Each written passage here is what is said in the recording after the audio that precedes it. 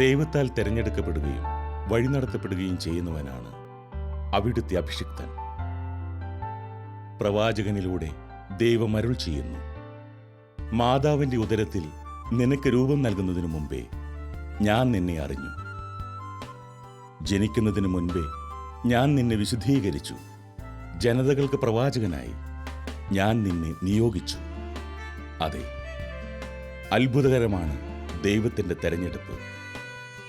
തൻ്റെ പ്രിയപ്പെട്ട ജനത്തെ തൻ്റെ പക്കലേക്ക് ആനയിക്കുന്നതിനായി പ്രത്യേകം തെരഞ്ഞെടുത്ത ഒരു സമൂഹത്തെ ദൈവം നിയോഗിച്ചിരിക്കുന്നു. അവർക്കൊപ്പമുള്ള ദൈവകരം അനേകരെ കൈപിടിച്ചുയർത്തി സ്വർഗത്തിലേക്ക് വഴി നടത്തുന്നു.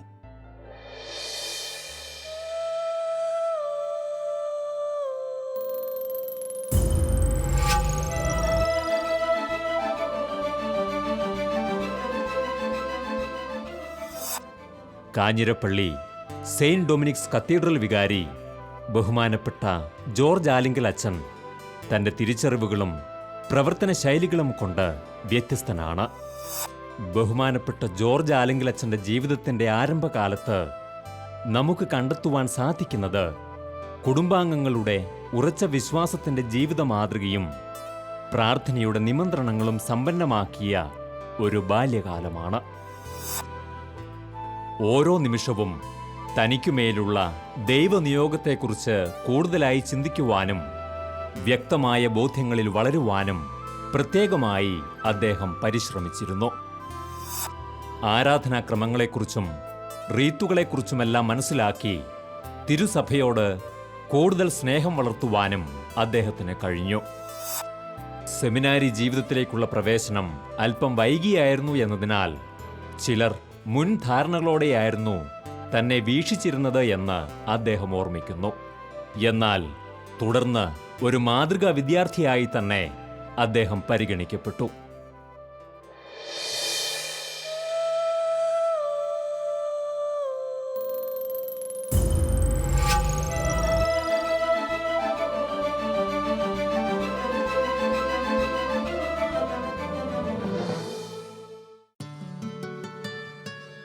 സെമിനാരി ജീവിതാരംഭത്തിൽ ചില അവ്യക്തതകളും ആശങ്കകളും ബഹുമാനപ്പെട്ട ആലുങ്കലച്ചനെ അസ്വസ്ഥതപ്പെടുത്തിയിരുന്നുവെങ്കിലും ചുരുങ്ങിയ നാളുകൾക്കുള്ളിൽ തന്നെ അദ്ദേഹത്തിന് മേലുള്ള ദൈവിക നിയോഗത്തെ തിരിച്ചറിഞ്ഞ ഗുരുജനങ്ങൾ പ്രത്യേക പരിഗണന നൽകി തന്നെയാണ് അദ്ദേഹത്തെ കൈപിടിച്ചു നടത്തിയത്. വിളിയോട് വിശ്വസ്തനും ദൈവാത്മാവിൻ്റെ പ്രത്യേക അനുഗ്രഹം സമ്പാദിച്ചവനുമായിരുന്ന ആ വൈദിക വിദ്യാർത്ഥിയെ ഏവരും വലിയ പ്രതീക്ഷയോടെ വീക്ഷിച്ചു. അതൊരിക്കലും പാഴായില്ല. ദൈവവിളിയുടെ മാഹാത്മ്യത്തെ തിരിച്ചറിഞ്ഞ ഏവരും ദൈവത്താൽ നിയോഗിക്കപ്പെടുന്ന ആത്മാക്കളുടെ കാര്യത്തിൽ പ്രത്യേക ശ്രദ്ധ പുലർത്തുന്നവരായിരിക്കും. അത്തരം അനേകരുടെ സവിശേഷ ശ്രദ്ധ അദ്ദേഹത്തിന് മേൽ പതിഞ്ഞിരുന്നു. സെമിനാരി ഞാൻ ഫസ്റ്റ് ഇയർ ഫിലോസഫിയിൽ കർമ്മലഗിരി സെമിനാരിയിലാണ് ഞങ്ങൾ പഠനം ഫിലോസഫി തുടങ്ങുന്നത്. അപ്പോൾ എൻ്റെ ഫാദർ പിപ്പറ്റ് തോമസ് ചക്യാത്ത് പിതാവായിരുന്നു അന്ന്. ചക്യാത്ത് അച്ഛൻ, ഇപ്പോഴത്തെ ഫാദർ തോമസ് ചക്യാത്ത് പിതാവ്.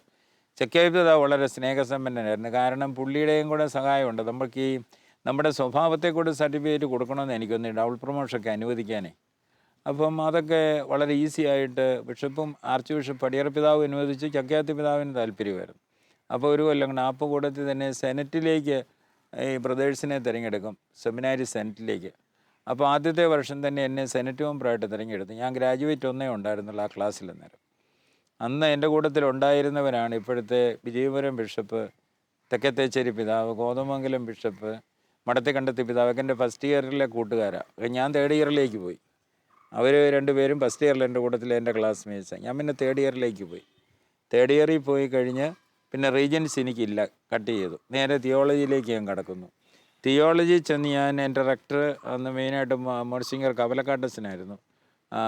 അദ്ദേഹം പോയി കഴിഞ്ഞ് പിന്നെ തണ്ണിക്കോട്ട് പിതാവാണ് വന്നത്. തണ്ണിക്കോട്ട് പിതാവല്ല, അന്ന് അച്ഛൻ തണ്ണിക്കോട്ടച്ഛൻ. പിന്നെ അവിടുന്ന് അവസാന വർഷം പുള്ളിയെ വരാപ്പുഴ ഓക്സിലറി ബിഷപ്പായിട്ട് വാഴിച്ച് ഞങ്ങൾ സെമിനാരിയിൽ നിന്ന് പോരുന്ന മുമ്പ് തന്നെ പുള്ളി മെത്രാനായിപ്പോയി. അത് കഴിഞ്ഞ് ഗീവർഗീസ് പണിക്കരച്ചനാണ് വരുന്നത്. അപ്പോൾ ഈ തണ്ണിക്കോട്ട് പിതാവ് പോകുന്നതിന് മുമ്പ് എന്നോടൊരു ദിവസം പറഞ്ഞു, അടുത്ത ആണ്ടിൽ ബ്രദറിനെ പ്രീഫെക്റ്റാക്കുമെന്ന് പറഞ്ഞു. ഞാൻ പറഞ്ഞു അതൊന്നും വേണ്ട, പ്രീഫെക്റ്റൊന്നും ആക്കണ്ട. അപ്പം ഞാനിങ്ങനെ പറഞ്ഞു വെച്ച് അപ്പോൾ പ്രീഫെക്റ്റിന് എലക്ഷൻ വരുന്നതെന്ന് പിന്നെ എനിക്ക് ആനിക്കായിട്ടൊരു പട്ടം ഉണ്ടായിരുന്നു. ഒരു പട്ടത്തിൽ ഞാൻ സംബന്ധിക്കണം. ഞാൻ അന്നിങ്ങ് പോന്നു. എന്നിട്ട് ജനറൽ പ്രീഫെക്റ്റിനെ തിരഞ്ഞെടുക്കുക. അപ്പോൾ ആളില്ലാത്തത് കൊണ്ട് അത് നടന്നില്ലായിരിക്കും. അങ്ങനെയാണെന്ന് എനിക്കറിയത്തില്ല. ഞാൻ ചെന്നപ്പം നോട്ടീസ് ഇട്ടിട്ടുണ്ട്, ഫസ്റ്റ് ഇയർ തിയോളജിയൻസിൻ്റെ ബ്രദർ പ്രീഫെക്റ്റ് ഞാനാണ്. തണ്ണിക്കോട്ട് പിതാവ് കൊണ്ട് നോട്ടീസ് ഇട്ടു.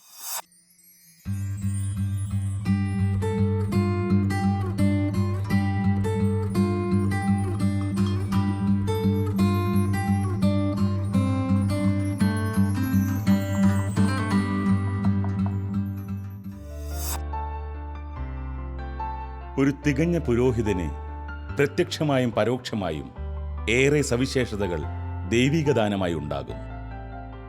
ദൈവവിളിയുടെ മാഹാത്മ്യത്തെയും പൗരോഹിത്യത്തിന്റെ വലിയ വിലയെയും തിരിച്ചറിഞ്ഞ ഒരു കുടുംബ പശ്ചാത്തലം മുതൽ വ്യക്തമായ ആത്മീയ കാഴ്ചപ്പാടുകളുടെയും ഉറച്ച വിശ്വാസത്തിന്റെയും പിൻബലവുമുള്ള ശക്തരായ അഭിഷിക്തരായിരിക്കും അവർ.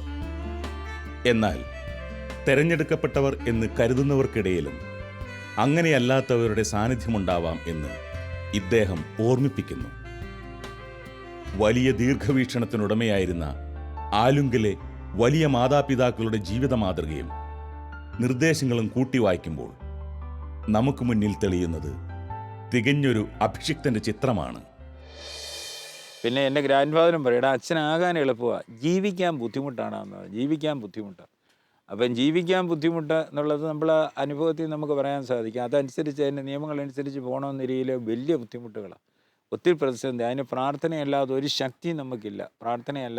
പ്രാർത്ഥിക്കുക, കൂടുതൽ ദിവ്യകാരുണ്യ സന്നിധി പോയിരിക്കുക, ജപമാല ചൊല്ലുക, പിന്നെ തിരുവചനം വായിച്ച് നമ്മൾ ആശ്വാസം പ്രാപിക്കുക. അത് മാത്രമേ നമുക്ക് ചെയ്യാനായിട്ടുള്ളൂ. അപ്പോൾ ആ കാര്യം നമ്മളുടെ ചിന്തയിൽ ഈ വിളിയെപ്പറ്റി ചിന്തിക്കുമ്പോൾ വളരെ അത്യാവശ്യമായിട്ടുള്ള കാര്യമാണ് പ്രാർത്ഥനയുടെ ഇമ്പോർട്ടൻസ്. അത് ഈ എൻ്റെ സ്പിരിച്വൽ ഫാദേഴ്സ് എല്ലാം എന്നോട് പറയുന്ന കൂടുതൽ പ്രാർത്ഥിക്കാൻ പഠിക്കുക.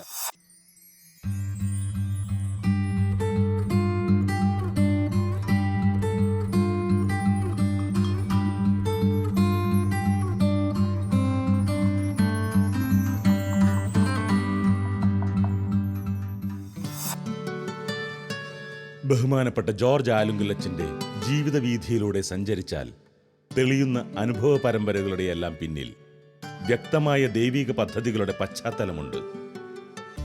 ശരിയായ ബോധ്യങ്ങളോടുകൂടിയ ഒരു അഭിഷിക്തനെ രൂപപ്പെടുത്തിയെടുക്കുവാനുള്ള ദൈവത്തിന്റെ ഇടപെടലുകളാണ് അവയോരോന്നും. വിശുദ്ധ കുർബാനയെക്കുറിച്ചുള്ള തീക്ഷ്ണമായ ബോധ്യത്തിലേക്ക് അദ്ദേഹം എത്തിച്ചേർന്നതിന് പിന്നിലും ഇത്തരം ഏറെ അനുഭവങ്ങളുണ്ട്. നമ്മുടെ ജീവിതത്തിലും നല്ലതെന്നോ മോശമെന്നോ വിലയിരുത്തപ്പെട്ടേക്കാവുന്ന അനുഭവങ്ങളിലൂടെ കടന്നു പോകുമ്പോൾ നമ്മെ വളർത്തുവാൻ ആഗ്രഹിച്ചുള്ള ദൈവകരങ്ങളുടെ സാന്നിധ്യം അവിടെ തിരിച്ചറിയുവാൻ ഈ അനുഭവങ്ങൾ നമുക്ക് പ്രചോദനമാണ്. അതുപോലെ തന്നെ തിയോളജി പഠിച്ചുകൊണ്ട് വേറൊരു സംഭവം ഉണ്ടായി. ഒരു ദിവസം നേരം വെളുത്തപ്പോൾ എൻ്റെ ചൊടിയുടെ ഇവിടെ ഒരു ഗ്രോത്ത്, ചെറിയൊരു ഗ്രോത്ത്, അതിങ്ങനെ വളർന്ന് ഒരാഴ്ച കഴിഞ്ഞ് കാപ്പിക്കുരി മുഴുപ്പായി. അപ്പോൾ ഇങ്ങനെ വേദനയൊന്നുമില്ല. അപ്പം ഞാനിങ്ങനെ എനിക്ക് അസ്വസ്ഥത, ഇതെന്നാ വല്ല ക്യാൻസറുണ്ട്, തേർഡ് ഇയർ തിയോളജിയിലാണ്. അപ്പം ഞാനിങ്ങനെ അസ്വസ്ഥനായി. അത് ഞാൻ പ്രാർത്ഥിക്കുക, ഇത് എന്നെ ദൈവമേ ഇങ്ങനെ വന്നത് എങ്ങനെയാണ്, ഇതെങ്ങനെയാണ്, എനിക്കൊരു അച്ഛനാണെന്ന് ആഗ്രഹമുണ്ടല്ലോ. അപ്പം പിന്നെ കുന്നപ്പള്ളി അച്ഛൻ അന്ന് എൻ്റെ സ്പിരിച്വൽ ഫാദർ, പുള്ളി പറഞ്ഞ് താനൊരു കാര്യം ചെയ്യേ, താൻ പിന്നെ അങ്കമാലി ആശുപത്രിയിൽ പോയി ഡോക്ടർ ജേക്കബ് ചെറിയാൻ ഡോക്ടറുണ്ട്, സർജനെ, പുള്ളിയെ കാണാൻ പറഞ്ഞു. പുള്ളിയെ കണ്ടപ്പോൾ പുള്ളി പറഞ്ഞു ഇതങ്ങ് കീറിക്കളയണമെന്ന് പറഞ്ഞു. കീറി പിന്നെ അതങ്ങ് എടുത്തു കളഞ്ഞ ഒരു ഗ്രോത്ത് എന്നേ ഉള്ളൂ, അത് സാരമില്ല എന്ന് പുള്ളി പറഞ്ഞു. അത് ഈ 2 ആഴ്ച കഴിഞ്ഞുകൊണ്ട് ഇപ്പുറത്ത് വയസ്സ് 2 ആഴ്ച കഴിയുമ്പോൾ അതുപോലെ തന്നെ വളരാൻ തുടങ്ങി. അതും വേദനയൊന്നുമില്ല, ഇതിങ്ങനെ ചുമ്മാ പ്രൊജക്റ്റ് ചെയ്ത് വളർന്നു വരിക. അപ്പോൾ എന്നോട് ഞാൻ പറഞ്ഞു, എൻ്റെ അച്ഛ എനിക്ക് വലിയ മനപ്രയാസം തോന്നുന്നൊക്കെ. ഈ അന്ന് കുന്നപ്പള്ളി അച്ഛനോട് ഞാൻ പറഞ്ഞു, താൻ മനപ്രയാസപ്പെടുന്ന എന്തിനാ, അതൊക്കെ രോഗത്തിൻ്റെ വഴിയെ പൊക്കളും, തമ്പുരാൻ്റെ പദ്ധതി അതിൻ്റെ കൂട്ടത്തിലുണ്ടെന്ന് വിചാരിക്കണമെന്ന് പറഞ്ഞു. അപ്പം ഞാൻ ഇങ്ങനെ പ്രാർത്ഥിക്കും. അതുപോലെ തന്നെ അന്ന് വേണമെന്ന രീതിയിൽ ഇവിടെ എല്ലാം ഒട്ടിച്ച് വെക്കുമ്പോൾ ഞാൻ എന്നാ ചെയ്യുന്നില്ല, എന്നാലും ഞാൻ കുർബാനയ്ക്ക് പോയിട്ട് ഞാൻ കുർബാന കൈക്കൊണ്ടുകൊണ്ട് ഞാൻ തിരുവോസി ചേർത്ത് പിടിച്ച് പ്രാർത്ഥിക്കും, ദൈവമേ 2ാം ഓപ്പറേഷൻ പറയുകയും കൂടെ ചെയ്ത് ടെസ്റ്റിന് അയക്കണമെന്ന് ഡോക്ടർ പറഞ്ഞു. അപ്പോൾ ഞാൻ ഈ തിരുവോസി നാവോട് ചേർത്ത് പോയി പ്രാർത്ഥിക്കും, നിത്യവൈദ്യനായ ഈശോ എന്നെ സൗഖ്യപ്പെടുത്തണം, എന്നെ സുഖപ്പെടുത്തണം, നിൻ്റെ തിരുശരീരത്തിൽ ശക്തിയാൽ എൻ്റെ എന്തിങ്ങി മാരകമായ രോഗമാണെങ്കിൽ പോലും മാറ്റിത്തരണം ഞാൻ പ്രാർത്ഥിച്ചു. എല്ലായാലും അത് കഴിഞ്ഞ് 2 ആഴ്ച റിസൾട്ട് വന്നപ്പോൾ ഒന്നുമില്ല. അപ്പോൾ അതും ഒരു അനുഭവമാണ്. കാരണം ആ സെമിനാരി ജീവിത കാലഘട്ടത്തിലെ ഒരു അനുഭവം. ചിലപ്പോൾ എനിക്ക് തന്നെ അന്ന് പ്രയാസം തോന്നിയിട്ടുണ്ട്, ഞാൻ അച്ഛനാകുന്ന മുമ്പേ മരിച്ചു പോവുമോ. കാരണം ക്യാൻസറോ മറ്റോ ആടയിലിനൊക്കെ നമ്മൾ അൻസൈറ്റി നമുക്കുണ്ടായിരുന്നു. പക്ഷേ അൻസൈറ്റി ഇല്ലാതാക്കി തമ്പുരാൻ. അപ്പം തമ്പുരാൻ എന്നെ കൊണ്ട് ആവശ്യമുണ്ട്. തളർവാദം വന്ന് ചെറുപ്പത്തിൽ പോയതും, സന്ധിവാദം വന്ന് പ്രിഡിഗ്രി പരീക്ഷ തളച്ചുണ്ടാക്കിയതും, ഡിസെൻട്രി വന്നിട്ട് അതും പ്രതിസന്ധി ഉണ്ടാക്കിയതും, അതിനപ്പുറം കഴിഞ്ഞ് സെമിനാരിൽ ഇത്രയും പഠനം വന്നപ്പോൾ ഇങ്ങനെയായതും എല്ലാം അതിനകത്തെല്ലാം ഒത്തിരി തമ്പുരാൻ്റെ താങ്ങും തണലും ഇല്ലെങ്കിൽ അതിനെ നമുക്ക് അതിജീവിക്കാൻ പറ്റിയല്ല. മാനസികമായിട്ട് നമ്മൾ തളർന്നു പോകും. അപ്പം പരിശുദ്ധ കുർബാനയോടുള്ള ശക്തി അത് ഞാൻ പ്രസംഗിക്കുമ്പോൾ പലയിടത്തും പറയുന്നൊരു കാര്യമാണ്. പരിശുദ്ധ കുർബാനയോടുള്ള ശക്തി നമുക്ക് അനുഭവിച്ചറിഞ്ഞെങ്കിലേ പറ്റുള്ളൂ. എപ്പോഴും അത് ഫീൽ ചെയ്യാൻ പറ്റുകയില്ല. ചില സമയത്ത് അനുഭവിച്ചറിയാം. കർത്താവ് എത്രയും നല്ലവനാണെന്ന് അനുഭവിച്ചറിയാൻ 34 സങ്കീർത്തനം ചുമ്മാ എഴുതി വെച്ചിരിക്കുന്നില്ല. അതെൻ്റെ അനുഭവ വശങ്ങൾ ജീവിതത്തില്ല. പ്രാർത്ഥനയുടെ അനുഭവം ഉണ്ടാകും, കുർബാന സ്വീകരണത്തിൽ നമുക്ക് അനുഭവം ഉണ്ടാകും, മറ്റുള്ളവർക്ക് വേണ്ടി പ്രാർത്ഥിക്കാൻ നമുക്ക് അനുഭവം ഉണ്ടാകും. കുർബാന ഭക്തിയോടെ ചെല്ലാനായിട്ട് നമുക്ക് തീക്ഷ്ണത ഉണ്ടാകും. കൂടുതലും നമ്മുടെ ശ്രദ്ധ കേന്ദ്രീകരിച്ചുകൊണ്ട് തന്നെ.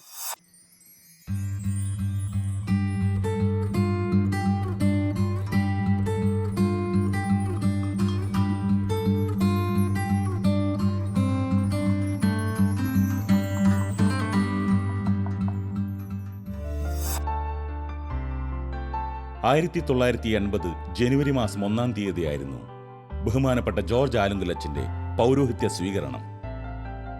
അനുഗ്രഹീതമായ ഒരു ബാല്യകാലത്തിനും അതിൻ്റെ തുടർച്ചയായ വൈദിക പരിശീലനത്തിനും ഒടുവിൽ അഭിഷേക തൈലം ശിരസിൽ പതിച്ചത് അദ്ദേഹത്തിന് അവിസ്മരണീയമായ ഒരു മുഹൂർത്തമായി മാറി. 12 വർഷത്തെ പരിശീലനമെന്ന പതിവിൽ നിന്ന് വ്യത്യസ്തമായി 6.5 വർഷം കൊണ്ട് വൈദിക പരിശീലനം പൂർത്തിയാക്കിയാണ് അദ്ദേഹം അഭിഷിക്തനാവുന്നത്. എന്നാൽ ഇവിടെ വ്യക്തമാകുന്നത്, സെമിനാരിയിൽ എത്തിച്ചേരുന്നതിന് മുമ്പ് ചെറുപ്പകാലത്തുടനീളം അദ്ദേഹത്തിന് ലഭിച്ചിരുന്ന വലിയ മാതാപിതാക്കളുടെ പരിശീലനത്തെ ദൈവം വിലമതിച്ചിരുന്നു എന്ന യാഥാർത്ഥ്യമാണ്. ഒരു തികഞ്ഞ ശുശ്രൂഷകനായി ക്രിസ്തുവിൻ്റെ വയലിലേക്ക് ഇറങ്ങുവാൻ തക്കവിധം ഒരു അടിസ്ഥാനം അദ്ദേഹത്തിന് തൻ്റെ കുടുംബത്തിൽ നിന്ന് ലഭിച്ചിരുന്നു.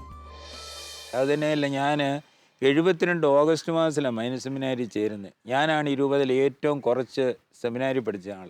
72 ഓഗസ്റ്റിൽ മൈനർ സെമിനാരി ചേർന്നു. 79 ഡിസംബറിൽ എൻ്റെ പഠനം പൂർത്തിയാക്കി. 80 ജനുവരി ഞാൻ അച്ഛനായി. ആരും 12 കൊല്ലം പഠിക്കാതെയും 10 കൊല്ലം പഠിക്കാതെ ആരും അച്ഛനായിട്ടില്ല. അപ്പം ഞാൻ പലപ്പോഴും പറയും, ഇത് എനിക്കൊരു കുറവാണ്. സെമിനാരി ഞാൻ അതിൽ നാൾ പഠിച്ചിട്ടില്ല, അതുകൊണ്ട് എനിക്ക് വിവേകക്കുറവ് കാണുമെന്ന് ഞാൻ പറയാറുണ്ട്. കാരണം 12 കൊല്ലത്തെ തിയോളജി പഠനം എനിക്കില്ല, ഫിലോസഫി ഇതെല്ലാം കൂടെ.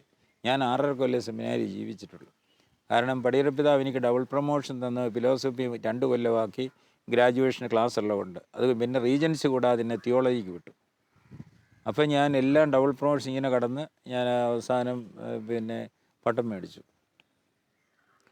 അപ്പോൾ ഇത് ദൈവത്തിൻ്റെ വഴിയല്ലെന്ന രീതി എങ്ങനെയാണ് ഇത് ശരിയാകുന്നത്? ഇതെല്ലാം കൂടെ കൂട്ടി യോജിച്ച് ഇപ്പോഴും എൻ്റെ ആഗ്രഹം തിരുവല്ല മലങ്കര രൂപതയിൽ കുറച്ച് കാലം കൂടി ശുശ്രൂഷ ചെയ്യണമെന്ന്. അതിപ്പോഴും എന്നെ വിട്ടിട്ടില്ല. അതിന് ഞാനിപ്പോഴും ആഗ്രഹിച്ചുകൊണ്ട് പ്രവർത്തിച്ചുകൊണ്ട് വരിക.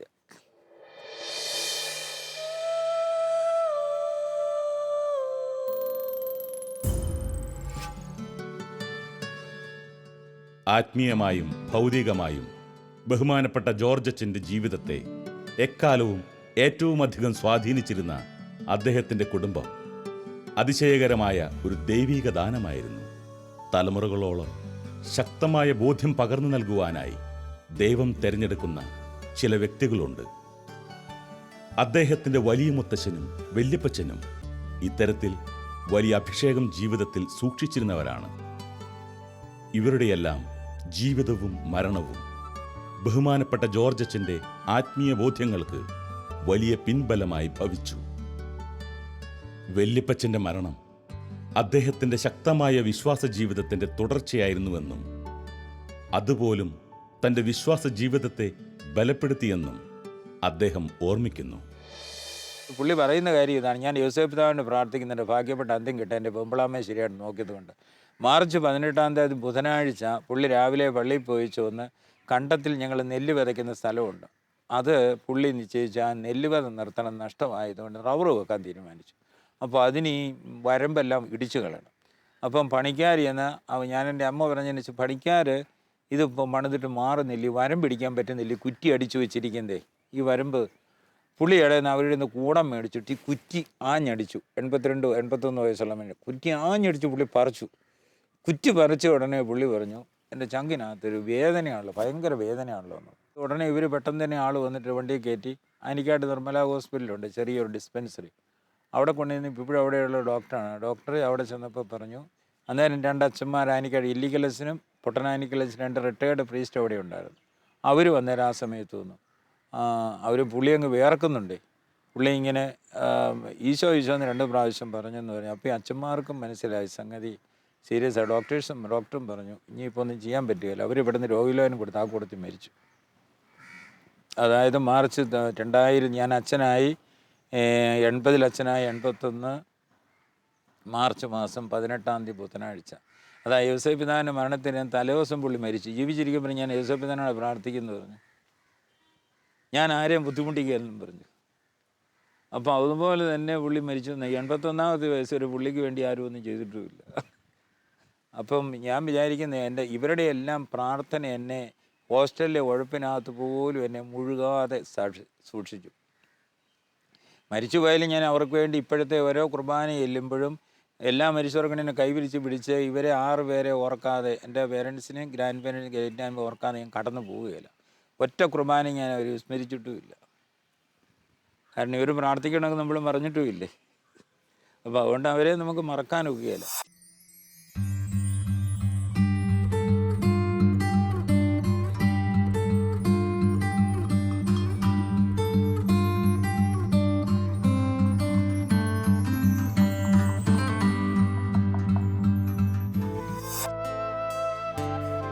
പൗരോഹിത്യ സ്വീകരണ ശേഷം പ്രവർത്തന വീഥിയിലേക്ക് ഇറങ്ങിയ ബഹുമാനപ്പെട്ട ജോർജ് ആലുങ്കലച്ചനെ കാത്തിരുന്നത് ദൈവം കയ്യൊപ്പ് ചാർത്തിയ ഏറെ അവസരങ്ങളാണ്.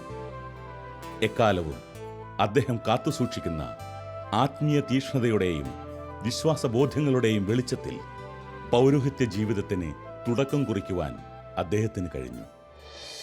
77 കാഞ്ഞിരപ്പള്ളി രൂപതയുണ്ടായി. 80 ജനുവരി 1 എൻ്റെ പട്ടം. അപ്പം പുതിയ രൂപതയിലാണ് ഞാൻ അച്ഛനായിട്ട് വന്നത്. ഞാൻ അച്ഛനായിട്ട് വന്ന ആദ്യമേ എന്നെ പൗത്യ പിതാവ് വെച്ചത് അട്ടപ്പള്ളം സെൻറ്റ് തോമസ് പള്ളിയിലേക്കാണ്, കൊമളിയിൽ. എവിടെയാണെന്നിരിയിൽ ഞാൻ 4:30 മണിക്ക് 5 പള്ളി കുരിശ് മേടിക്കുമ്പോൾ പള്ളി കയറുക, പ്രാർത്ഥിക്കുക എന്നുള്ളത് അന്നും ഇന്നും ഈ 35 കൊല്ലമായിട്ട് എൻ്റെ ദിനചര്യയിൽ ഏറ്റവും പ്രധാനപ്പെട്ട കാര്യം. അപ്പം ഞാൻ ഉറക്കം തൂങ്ങും, ചിലപ്പം ചെല്ലാൻ പറ്റുകയില്ല, നോക്കാൻ പറ്റുകയില്ല, വായിക്കാൻ പറ്റുക. എന്നാലും എനിക്കതൊരു നിർബന്ധമുള്ള കാര്യമാണ്. ഇപ്പോഴും വെളുപ്പിനെ ദേവാലയത്തിലേക്ക് കടക്കുക, അവിടെ പിന്നെ കുർബാന കഴിഞ്ഞ് ഒരു 5 മിനിറ്റെങ്കിലും ഒരു തിരുഹൃദയക്കൊന്ത ചൊല്ലി പ്രാർത്ഥിക്കുക. തിരുഹൃദയക്കൊന്ത ചെല്ലണമെന്ന് പഠിപ്പിച്ചത് എൻ്റെ വല്യപ്പൻ പറയടാ, കുർബാനയെ കൊണ്ട് ചെല്ലാൻ പറ്റിയ ഓരോ തിരുഹൃദയക്കൊന്ത ഈശോയുടെ മധുരമുള്ള തിരുഹൃദയം ചെല്ലുമ്പം എന്നെ ഓർത്ത് നിനക്ക് പ്രാർത്ഥിക്കാം, നിൻ്റെ അപ്പനെ അമ്മയെ ഓർത്ത് പ്രാർത്ഥിക്കാം, എൻ്റെ മരിച്ചുപോയ വല്യമ്മച്ചെ ഓർത്ത് പ്രാർത്ഥിക്കാം, എൻ്റെ അപ്പനെ അമ്മയെ ഓർത്ത് മരിച്ചുപോയവർക്ക് കൊണ്ട് പ്രാർത്ഥിക്കണം. ഇതൊക്കെ പുള്ളി ഇങ്ങനെ പറയുമായിരുന്നു.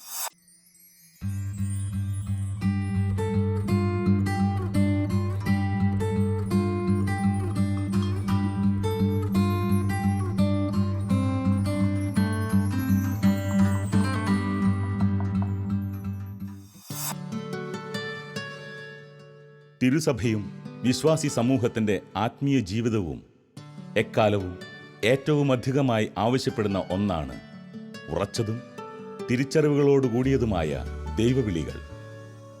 ഒരു രൂപതയെ സംബന്ധിച്ച് അവിടെ ശരിയായ ദൈവവിളി പ്രോത്സാഹനം ഉണ്ടായിരിക്കുക എന്നത് അതിപ്രധാനമായ കാര്യമാണ്. ഒരു രൂപതയുടെ തുടക്ക കാലഘട്ടങ്ങളിൽ, പ്രത്യേകിച്ചും കാഞ്ഞിരപ്പള്ളി രൂപത ആരംഭിച്ച് ഏറെ വൈകാതെയാണ് ബഹുമാനപ്പെട്ട ആലുങ്കലച്ചൻ പൗരോഹിത്യം സ്വീകരിക്കുന്നത്. പൗരോഹിത്യ സ്വീകരണത്തിന് ശേഷം കേവലം 1 വർഷത്തിനകം അദ്ദേഹം രൂപതയുടെ വൊക്കേഷൻ ഡയറക്ടറായി നിയോഗിക്കപ്പെട്ടു. ദൈവവിളി കണ്ടെത്തുകയും വളർത്തിക്കൊണ്ടുവരികയും ചെയ്യുക എന്ന തനിക്ക് ലഭിച്ച വലിയ ദൗത്യത്തെ അദ്ദേഹം ഏറ്റെടുക്കുകയും വിദഗ്ധമായി ആ രംഗത്ത് മുന്നേറുകയും ചെയ്തു. 6 വർഷക്കാലം ആ സ്ഥാനത്ത് തുടർന്ന അദ്ദേഹം തനിക്ക് ലഭിച്ച അമൂല്യമായ ബോധ്യങ്ങളുടെ വെളിച്ചത്തിൽ ദൈവവിളി പ്രോത്സാഹനത്തിനായി പ്രയത്നിക്കുകയും അത്ഭുതകരമായി വിജയം വരിക്കുകയും ചെയ്തു. ഞാൻ പറയും, ദൈവവിളി എന്ന് പറയുന്നത് നമ്മുടെ മാമോദീസായിൽ തുടങ്ങുന്നതാണ്. ഒരു കുട്ടി ഉദരത്തിൽ ജനിക്കാൻ തമ്പുരാൻ്റെ പദ്ധതിയുണ്ട്. പക്ഷേ ദൈവവിളി എന്ന് പറയാൻ മാമോദീസ മുങ്ങിക്കഴിയുമ്പോൾ ആ ക്രൈസ്തവസയുടെ അംഗമാകുന്നതോടെ അവന് എല്ലാ അവകാശമുണ്ട്. ഏത് ദൈവവിളി സ്വീകരിക്കാൻ അവന് സ്വാതന്ത്ര്യം കൊടുത്തിട്ടുണ്ട്. അപ്പം ഞാൻ പറയും രണ്ടും ദൈവവിളികളാണ്. അതായത് വിവാഹ ജീവിതവും ദൈവവിളിയാണ്, സമർപ്പണ ജീവിതവും ദൈവവിളി തന്നെയാണ്. ഈ വിവാഹ ജീവിതവും സമർപ്പണ ജീവിതവും കൂടെ ഞാനിപ്പോഴും ഉപയോഗിക്കുന്നത് എങ്ങനെയാണെന്ന് ചോദിച്ചാൽ, ഒരു പള്ളിയുടെ 2 വാതിൽ തുറന്നിട്ടുണ്ടെന്ന് കുട്ടിക്ക്. ഏത് വാതിലൂടെ പ്രവേശിച്ചാൽ എവിടെ എത്തുന്നത് എവിടെയാണ്? പള്ളിക്കകത്താണ്. അതാണ് ഞാൻ പറയുന്നത്. എന്ന് പറഞ്ഞാൽ സ്വർഗത്തിലാണ് എത്തുന്നത്. വിവാഹ ജീവിതത്തിൽ പോയാലും ആ വാതിലിൽ കടന്നാലും അപ്പുറത്തെ സമർപ്പണ ജീവിതത്തിൽ നിങ്ങൾ പോയാലും സ്വർഗരാജ്യത്തിലാണ് എത്തിച്ചേരേണ്ടത്. അതുകൊണ്ട് ഏത് വിളി വേണമെന്നുള്ളത് നിങ്ങൾ തീരുമാനിക്കണം. ആ വിളി സ്വീകരിക്കാൻ നിങ്ങൾ പ്രാർത്ഥിക്കണം. ഏത് വിളിയാണെന്ന് അറിയാൻ വേണ്ടി. അച്ഛനാകണമെന്നും സിസ്റ്ററാണെന്നും താല്പര്യമുള്ളവർ നിങ്ങൾക്ക് വേണ്ടി ആ ദൈവവിളിക്ക് വേണ്ടി പ്രാർത്ഥന ഞാൻ മുമ്പേ പറഞ്ഞ് അടിച്ചു കൊടുക്കും അവർക്ക്. അത് അടിച്ചു കൊടുത്തേച്ച് ഞാൻ പറയാം, അടുത്ത തവണ നിങ്ങൾ വിസിറ്റ് ചെയ്യാം. ഒരു സ്കൂളിൽ 3 പ്രാവശ്യം ഞാൻ പോകും ആണ്ടിൽ ഇവരെ വിളിച്ച് കാണാൻ. ആദ്യമേ പോയി എല്ലാവരെയും കൂടെ കണ്ടൊരു ഫോറം പൂരിപ്പിച്ച് മേടിക്കും. അത് മേടിച്ച് വെച്ചിട്ട് ഞാൻ ഇവർക്കെല്ലാം കത്തെഴുതും. അപ്പോൾ ഇവിടുത്തെ അച്ഛനായ പലരും ഇപ്പോൾ എന്നോട് പറയും, മോൻ്റെ സ്വന്തം ആലിങ്കൽ അച്ഛൻ എന്നും പറഞ്ഞാണ് ഞാൻ എഴുതുന്നത്. അപ്പോൾ അവരത് സൂക്ഷിച്ച് വെച്ചിട്ടുണ്ട്. ചില അച്ഛന്മാരായവർ ഈ വൊക്കേഷൻ ഇങ്ങനെ പോയി പല അച്ഛന്മാരും പറയും, അച്ഛൻ്റെ അന്നത്തെ കത്ത് ഞങ്ങൾ സൂക്ഷിച്ച് വെച്ചിട്ടുണ്ടെന്ന് പറയും. ഞാനിപ്പോൾ ഇത് ഫോളോ ചെയ്യും, ഫാറോ അനുസരിച്ച്. എന്നിട്ട് പിന്നെ ആൺകുട്ടികൾക്ക് വേണ്ടി 2-3 വൊക്കേഷൻ ക്യാമ്പ് ഒരു വർഷം സെമിനാരി വെച്ച് നടക്കും. പെൺകുട്ടികൾക്ക് വേണ്ടി വൊക്കേഷൻ ക്യാമ്പ് പിന്നെ മെയിൻ കോൺഗ്രിഗേഷൻസിനെ ഒന്നിച്ചു കൂട്ടും. മഠത്തിൽ പോകാനുള്ള എല്ലാ പെൺകുട്ടികളെ ഒന്നിച്ചു കൂട്ടിയിട്ട് ഈ 4 കോൺഗ്രിഗേഷൻകാരുടെ നേതൃത്വത്തിലാണ് നടക്കുക. എന്നിട്ട് ഇടയ്ക്ക് മറ്റു മിഷനിലുള്ളവർക്ക് വന്ന് കാണാം. ഞാൻ 7 കൊല്ലമായിരുന്നു, 81 മുതൽ 87 വരെ വൊക്കേഷൻ ഡയറക്ടറായിരുന്നു. അപ്പോൾ ആ കാലത്ത് എല്ലാ വർഷവും ഞാൻ സ്കൂളിലൂടെ ഇങ്ങനെ യാത്ര ചെയ്യും. സ്കൂളിൽ പോയി പിള്ളേരുടെ പേര് കളക്ട് ചെയ്ത് അവരെ സ്വാധീനിക്കും. ഞാൻ ഈ രൂപത വിട്ടും പോയിട്ടുണ്ട്. അന്ന് ഇവിടെ കുറവായിട്ട് പാലാരൂപതയിലെ ചില പള്ളികളിൽ പോയിട്ടുണ്ട്. പിന്നെ ഈ നമ്മുടെ ഈ മാനേജ്മെൻറ്റിൽ പെടാത്ത ഗവൺമെൻറ് സ്കൂളുകളിൽ പോയി പിള്ളേരെ കണ്ടിട്ടുണ്ട്. അതുപോലെ തന്നെ മറ്റു സ്കൂളുകൾ, ഈ രൂപതയുടെ മാനേജ്മെൻറ്റിൽ പെടാത്ത സ്കൂളുകൾ കുട്ടികളെ ഞാൻ കാണാൻ പോകും. അത് ഞാൻ പോകുന്ന, എനിക്ക് വണ്ടിയൊന്നുമില്ല, ഞാൻ പോകുന്ന ഒരു ബൈക്ക് കാണും. ബൈക്കിനകത്ത് 1-2 ദിവസത്തെ നമ്മുടെ എവിടെയെങ്കിലും താമസിക്കാനുള്ള സാഹചര്യം കാണും. ഈ ഫോറം കുറേ അടിച്ചത് 10-100 എണ്ണം കാണും. പിന്നെ കുറേ ദൈവവിളിക്ക് വേണ്ടിയുള്ള പ്രാർത്ഥന കാണും. കുറച്ച് മെഡൽസോ കുറച്ച് കൊന്തയൊക്കെ എൻ്റെ ബൈക്കിൽ കരുതും.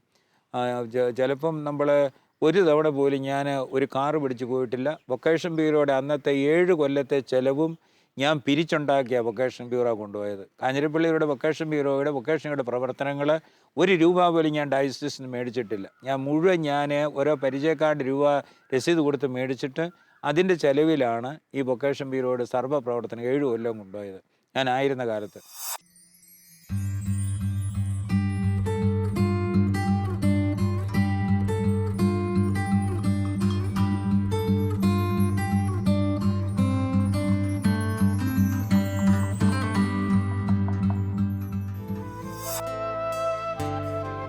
വിസ്മയനീയമായ വഴിത്താരകളിലൂടെ എക്കാലവും സഞ്ചരിച്ച ഒരു പുരോഹിതൻ, അദ്ദേഹത്തെ ശക്തമായ ആത്മീയ ബോധ്യങ്ങളിലേക്ക് നയിച്ച ദൈവിക ഇടപെടലുകളും ജീവിത പശ്ചാത്തലങ്ങളും നമുക്കേവർക്കും മാതൃകയാണ്.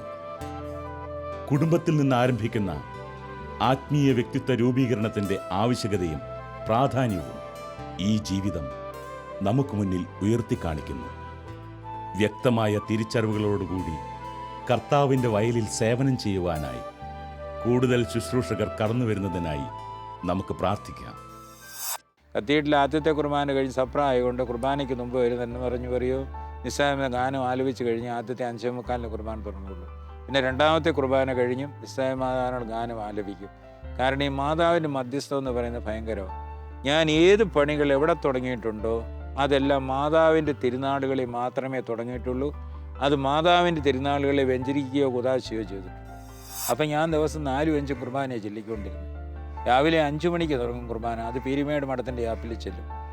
അവിടെ താമസിക്കാൻ അവരെ കൂട്ടിക്കൊണ്ട് അവിടെ പോയി ചെല്ലും.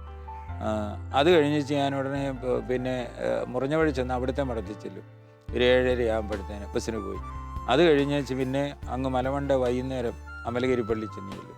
അങ്ങനെയാണ് ഞാൻ കുർബാന ചൊല്ലിക്കൊണ്ടിരുന്നത്. ചിലപ്പം അറക്കലച്ചനില്ല, പിന്നെ രാത്രി വൈകിട്ട് 7-7:30 ചെന്ന് അവിടെയും ചെല്ലും. അറക്കലച്ചൻ്റെ പോത്തുപാറ ആശുപത്രി കോംപ്ലക്സിനകത്ത്. അത് എൻ്റെ ശക്തിയല്ല. അതുകൊണ്ട് ഞാൻ എപ്പോഴും ഈ പിശാചുബാധ ഒഴിപ്പിക്കാൻ ഇങ്ങനെ വരുന്നവനോടൊക്കെ കുരിശുരം തലയിൽ വെച്ച് ഞാൻ പൗരോഹിത്യത്തിലൂടെ എനിക്ക് നീ ദാനം ചെയ്ത പൗരോഹിത്യൻ്റെ ശക്തിയിലൂടെ ഈ മകനെ ഈ ബാധയിൽ നിന്നും പേടി ഭയങ്ങളിൽ രക്ഷിക്കണമെന്നും പറഞ്ഞ് ഞാൻ പ്രാർത്ഥിക്കുന്നു. പിതാവിൻ്റെയും പുത്രൻ്റെയും പരിശുദ്ധാത്മാവിൻ്റെ പ്രത്യേക പ്രാർത്ഥനയുണ്ട്. ചെല്ലുമ്പോഴെല്ലാം ഈ കുരിശിലും തല വെച്ച് എനിക്ക് പൗരോഹിത്യത്തിന് അധികാരം എൻ്റെ അധികാരമല്ല, എൻ്റെ ആരോഗ്യമല്ല, നീ പൗരോഹിത്യത്തിന് എനിക്ക് തന്ന എൻ്റെ അധികാരം ഉപയോഗിച്ച് ഞാൻ നിന്നെ നിൻ്റെ സൗഖ്യത്തിനായിട്ട് പ്രാർത്ഥിക്കുന്നു. അപ്പം കർത്താവ് അവിടെ പ്രവർത്തിക്കുന്നു.